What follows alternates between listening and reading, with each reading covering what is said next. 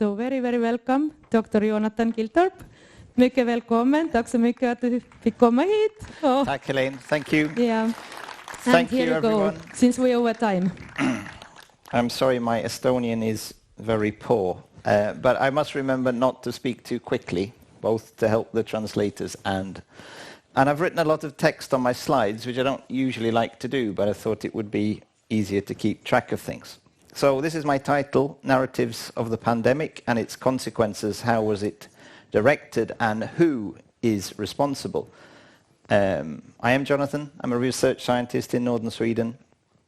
So thank you to the organizers. I just want to say I'm not going to talk about scientific things today. I'm not going to talk about my research. I've done that already and I am quite active, but this is the contents of my brain. Not the digital brain that Elon Musk wants us to have, but my real living brain. And I guess, as for most of you, the last 3 to 4 years has been a journey of understanding. And I want to reflect on some of the things, some of the key points that I think is really important going forwards. And as a disclaimer, this is not a scientific talk. What I express today is solely my own point of view, and it's not in any way a reflection of any other person or organization of which I am associated, except perhaps for Läkaruppropet, the Doctor's Appeal, which is the Swedish organization that I am involved with. Okay, so aim today in 30 minutes is to try to give you a couple of things that I think is very important as a framework to try and understand what's happened the last 3 years and what's going to happen in the next 10 years. To understand current events and to try and put future events in a context. Because I get the sense a lot of people are confused and they don't really understand what's happening. And maybe us in this room have a greater understanding, but many of the people that are not in this room have no idea. This is important because we all have different levels of understanding. We need to share them, but we're all here because we want to resist man's inhumanity to man, which we've seen over the last 3 to 4 years in a way higher level than we've seen since the Second World War, at least in Europe. And to build a better future for the next generation. That's my goal. So how do we put this together without fighting? Because we are a resistance movement. We are not the majority. And that usually ends up in some kind of infighting that leads to the resistance movement falling apart. We've seen this in green energy and eco movements, and it's quite common. It's even started in the COVID movement too. And I'm going to focus on 2 key things that I think are important going forwards. So why are we in the situation we are in?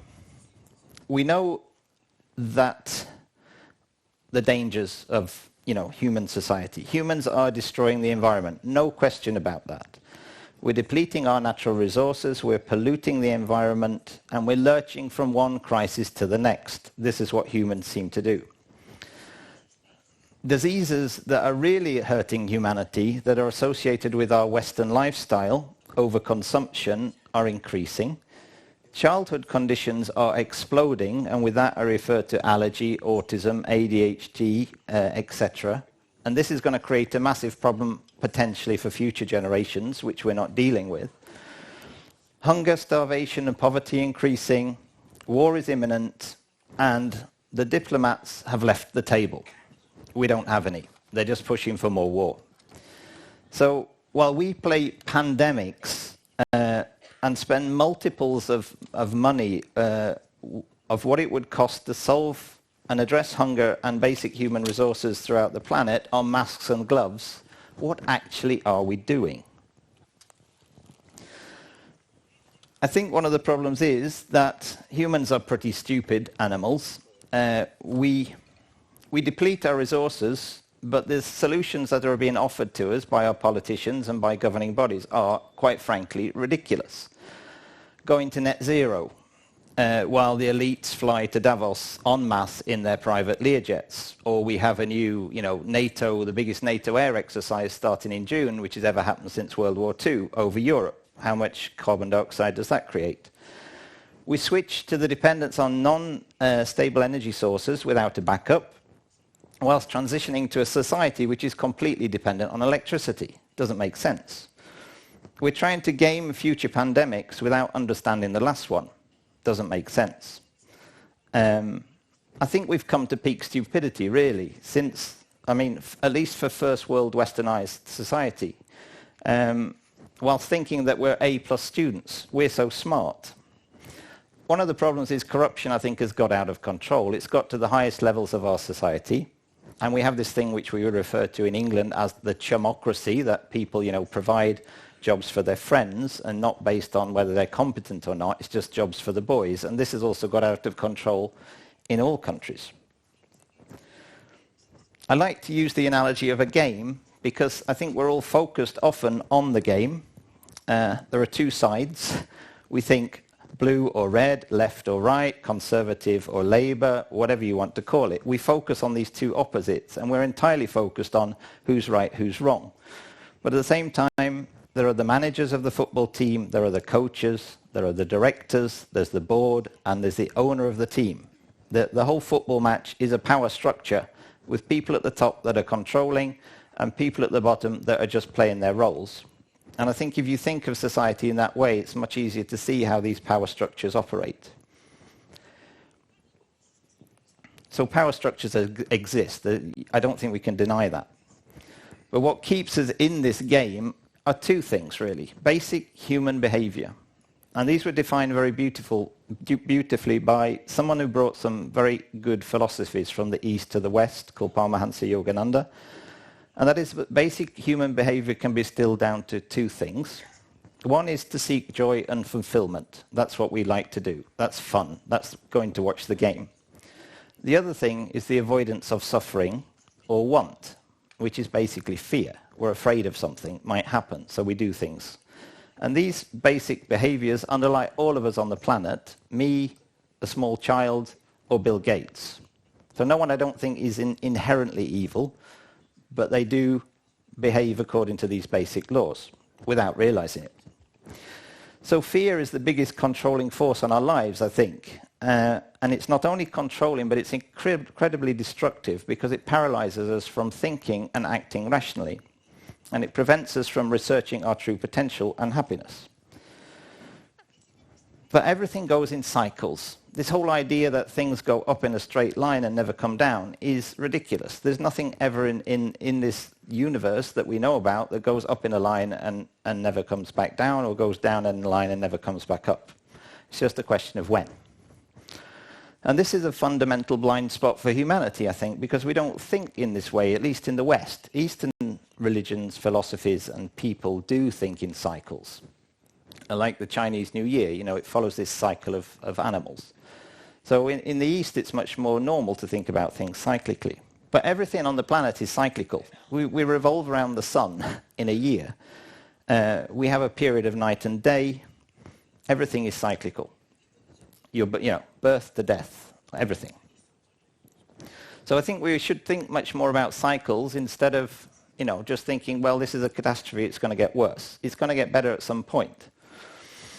This is illustrated very beautifully by the stock market. I'm not a great expert in the stock market, but I understand more about this now when you start to think of it in cycles. It's due to cyclical behavior of share prices, which basically lies upon the behavior of buyers and sellers. So if you have more people buying than selling, the price goes up. If you have more people selling than buying, the price goes down. And it goes through that basic pattern of bull and bear market, but it also oscillates within a shorter time period. And this is a very nice quote, I think, that bull markets are born on pessimism, they grow on skepticism, and they die on euphoria, which means that as the market goes up here, then at the beginning, which is where we are in this room, not many people are thinking like we're thinking. But at the top, when everyone's thinking like we're thinking, that's when everything goes down again. It's counterintuitive. So my understanding of financial cycles basically started around about early 2000s. I was a scientist. I didn't have a very good salary, so I started to invest in the gold market because a friend of mine was doing that, and I got quite interested in that. And then I learned about this guy called Martin Armstrong, who I'm going to come and tell you about a little bit. I joined the London property ladder in 2003. I was convinced this was because I'd finally made it. I could buy a flat in London. Jonathan is on the way up. It wasn't that simple, though. 2008-9, there was an enormous property crash.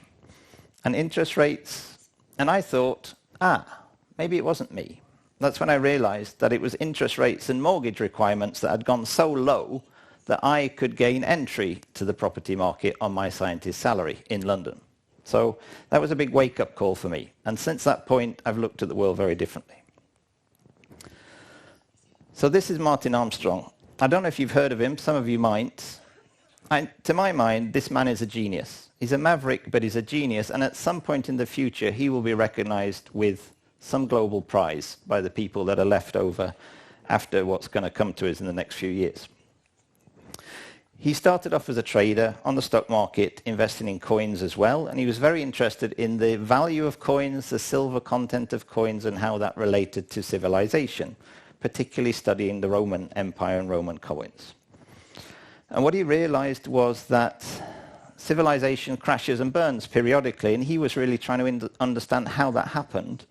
But what he found was a basic cycle that the business cycle operates on, which he called the economic confidence model, or ECM, and this is based on the number pi. So every 3,142 days, 8.6 years, there's a change. And there are other cycles as well that he's identified that intersect with this, but this ECM is the main one.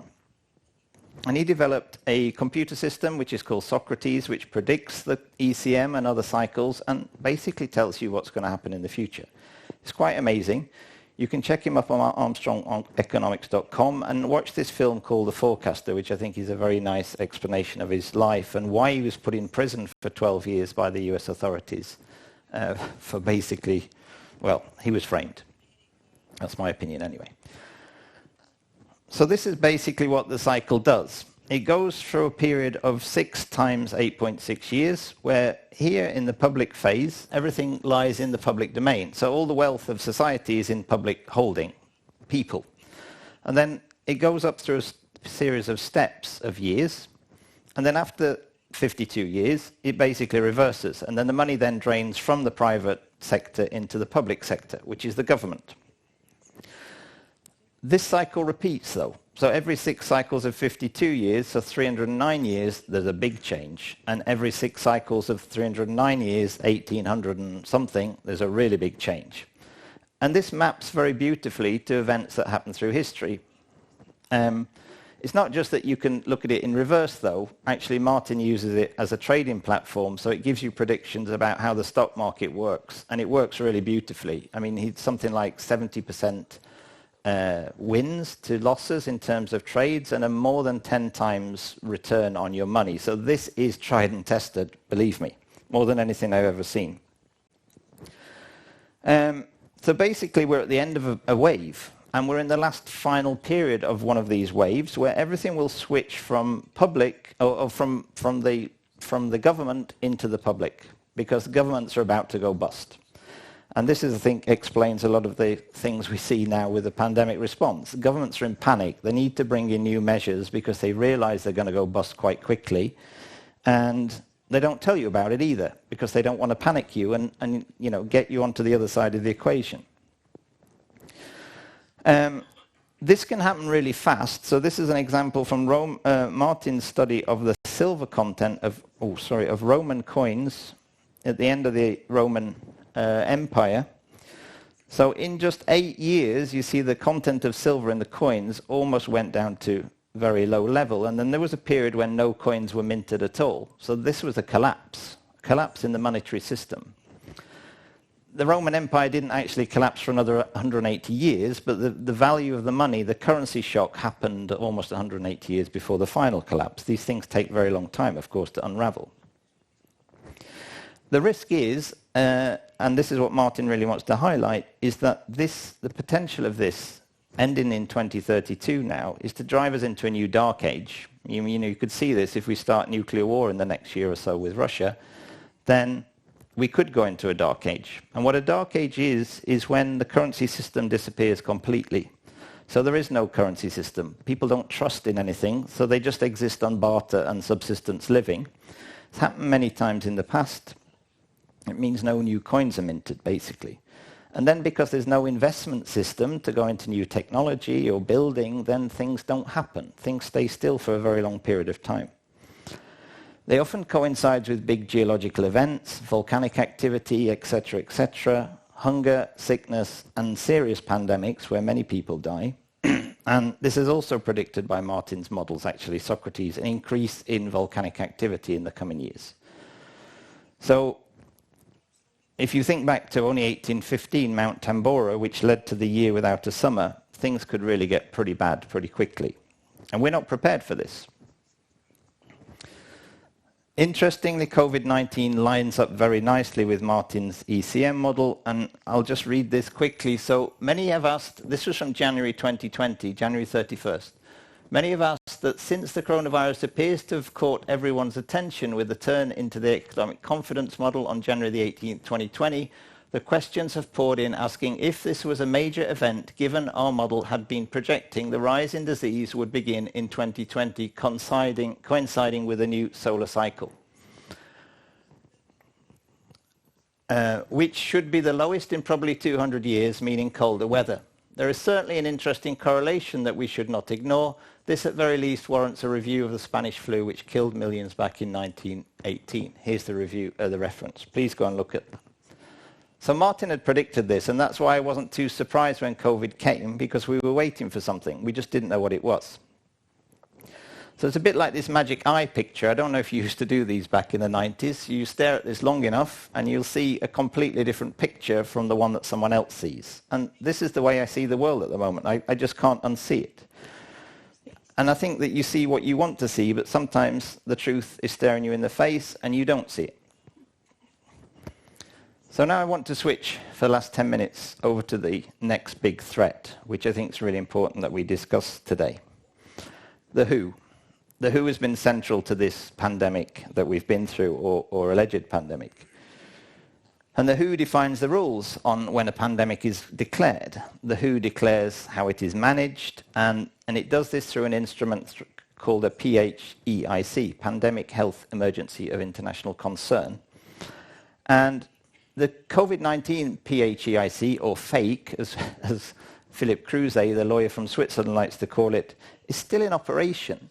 They've extended this 7 times since January 2020. So we're still under a PHEIC, and that means that certain countries need to maintain their COVID-19 emergency regulations. They haven't taken them away. So who is the WHO? Founded in 1948, a special agency of the United Nations responsible for international public health. 196 countries are part of the WHO, except for Vatican City, the Holy See, Liechtenstein and Palestine, which either aren't members of the United Nations or are not members of the WHO. They're governed by elections, which happen every year at the World Health Alliance meeting in Geneva. The executive board is elected for a 3-year period, and the Director General, Tedros Adhanom Ghebreyesus, is elected for a 5-year term, and he was renewed in 2022, so he's here until 2027. This man holds significant power, the most significant power, I would say, on Earth in some ways, because he decides on his own and declares when a fake is declared, as he did for monkeypox, on his own, against the advice of his advisors. The power to declare this fake depends on an instrument called the International Health Regulations, which were adopted by countries in 2005, amended in 2007. It's legally binding. There are some exceptions at the moment and protections to nations to not go through with the recommendations of the WHO, as Sweden did in the last pandemic. But the point is, at the moment, these regulations mean that the WHO must serve the health of the people. And the IHRs should not conflict at all with any other international agreements. The WHO doesn't have the right to do that. And they shouldn't also conflict with fundamental human rights, which we just heard about, so the Geneva Convention and Helsinki Declaration, etc. Sorry, the Nuremberg Code. They prohibit the torture and medical and scientific experimentation on people. And voluntary consent to experimentation is a must, according to the IHR. So actually the mRNA injections broke those IHRs, but WHO hasn't yet been prosecuted for that. The reason this is so important, you probably know something about this, is that these IHRs are being renegotiated by the WHO with the member states, and they're being next discussed in May 2023, with a view to deciding on them and making them binding by summer of 2024, May 2024. This review was actually instigated by Dr. Tedros.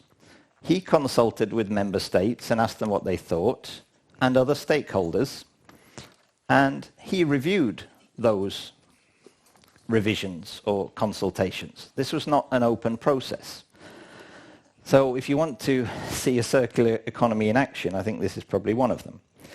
The thing is, the WHO is 80% financed by other stakeholders, not by the member states. So more than the second largest donor to the WHO, if you combine both the Bill and Melinda Gates Foundation and Gavi, which is an arm of the Bill and Melinda Gates Foundation, essentially, is the second largest stakeholder.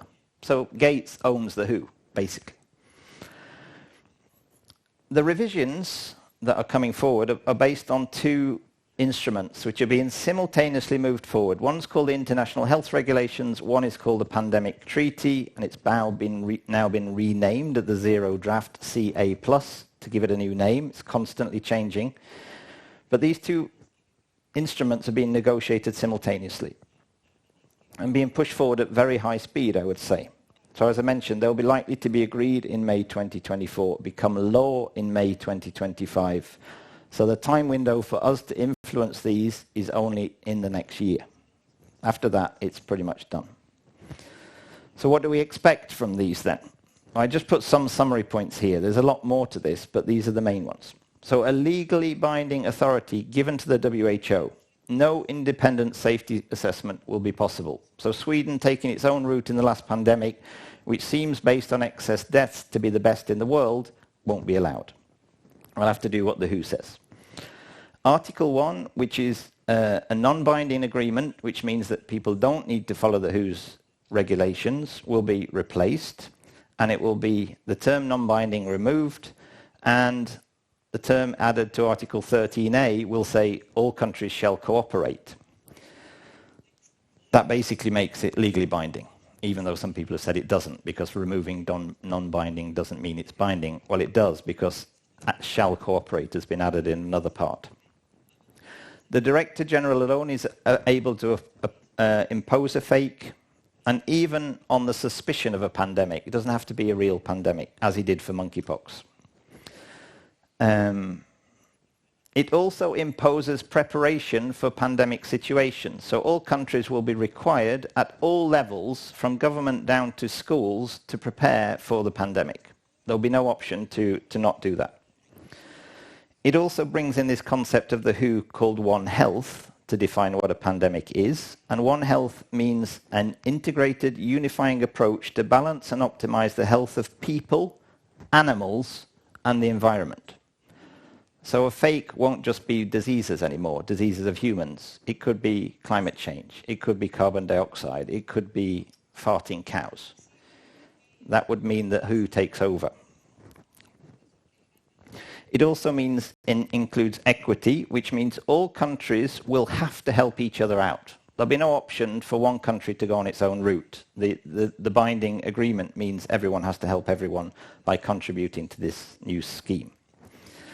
By strengthening core capacities as well, and that involves electronic surveillance, health ID, of global data, and sharing of global data between countries for biosurveillance at all times, not just when there's a pandemic. So if that wasn't bad enough, Article 3 of the International Health Regulations previously contained this phrase which I've crossed out, with full respect for the dignity, human rights and fundamental freedoms of people. That's been replaced with something that reads, based on equity, inclusivity, coherence and in accordance with their common but differentiated responsibilities. I don't understand what that means, but I know that it's not as strong as this.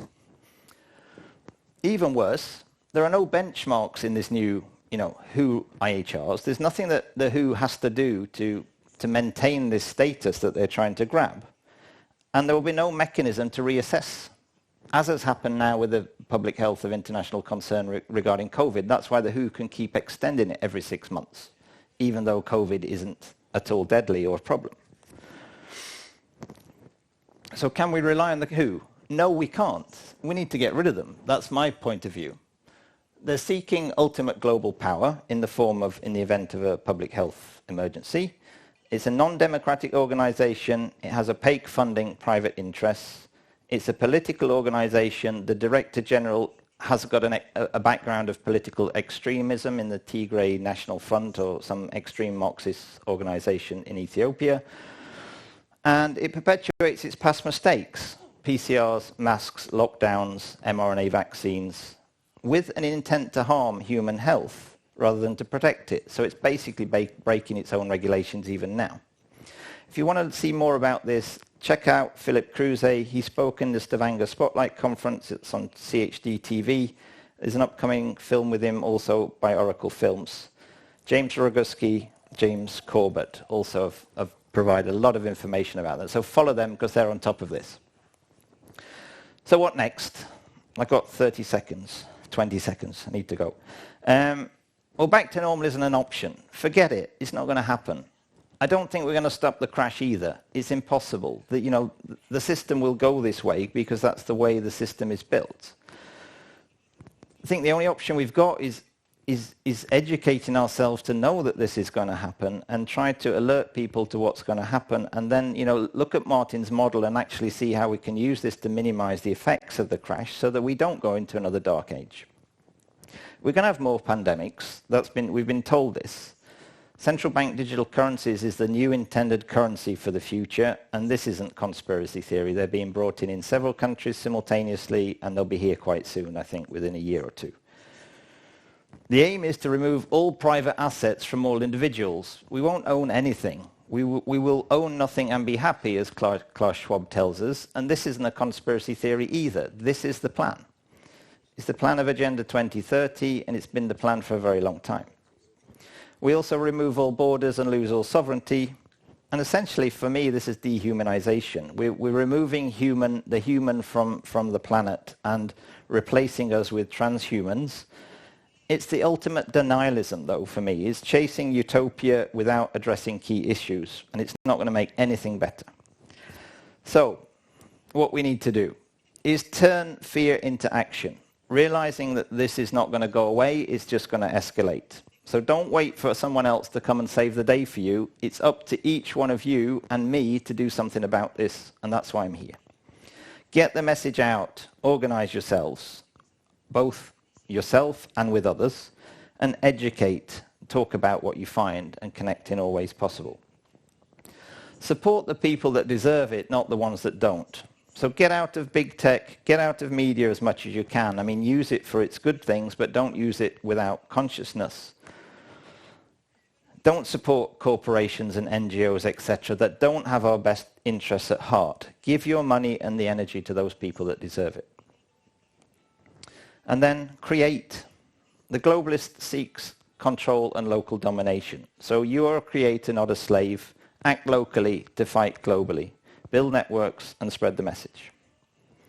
Thanks very much. And thoughts to those that have lost their lives in this last great pandemic, not just from COVID, but from the vaccines.